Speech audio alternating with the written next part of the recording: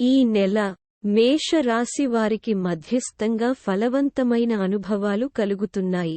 గ్రహ స్థితుల ప్రకారం ఖర్చులు పెరుగుతుండటం మరియు ఆరోగ్య సమస్యలు పెరుగుతున్నాయి.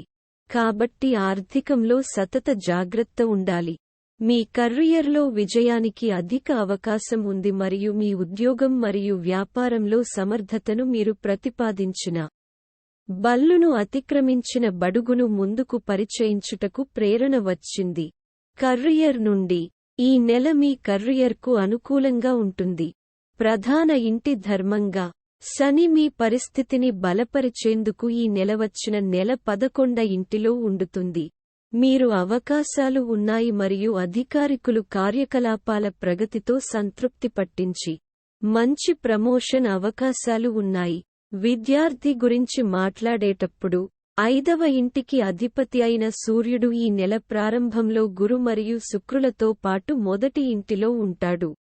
అదిలాగే శని 11వ ఇంటి నుండి 5వ ఇంటిలోకి మరియు 5వ ఇంటి నుండి బృహస్పతి 5వ ఇంటిలోకి చూస్తాడు. ఈ కారణంగా స్థానికులు చిన్న చిన్న ఇబ్బందులు ఉన్నప్పటికీ వారి చదువుపై దృష్టి పెట్టగలరు. కుటుంబానికి నెల అనుకూలంగా ఉంటుంది. ప్రధాన ఇంటికి అధిపతి శని 11వ ఇంటిలో కూర్చున్నాడు మరియు బృహస్పతి, శుక్రుడు మరియు సూర్యుడు మొదటి ఇంటిలో ఉంటారు. 2వ ఇంటికి అధిపతి అయిన శుక్రుడు మొదటి ఇంటిలో ఉండటం వల్ల కుటుంబ సభ్యుల మధ్య సఖ్యత ఏర్పడుతుంది. కానీ మీరు మీ స్వభావంలో కొంచెం గర్వంగా మారవచ్చు మరియు మీరు వేర్వేరు కుటుంబ సభ్యులను కించపరిచేలా మాట్లాడటం ముగించవచ్చు. మనం ప్రేమ జీవితాన్ని పరిశీలిస్తే నెల ప్రారంభంలో 5వ ఇంటికి అధిపతి అయిన సూర్యుడు శుక్రుడు మరియు బృహస్పతితో పాటు 7వ ఇంటిని కూడా చూస్తాడు.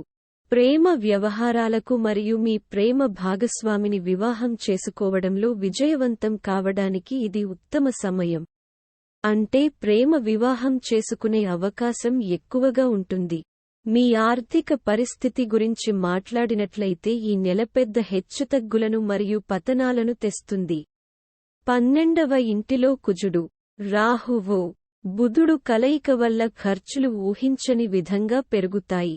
మీ జీవితంలో కొత్త ఆర్థిక సవాళ్లు ఉండవచ్చు.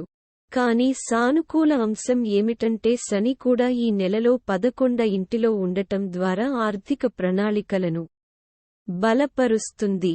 ఆరోగ్యపరంగా ఈ మాసం కాస్త బలహీనంగా ఉంటుంది.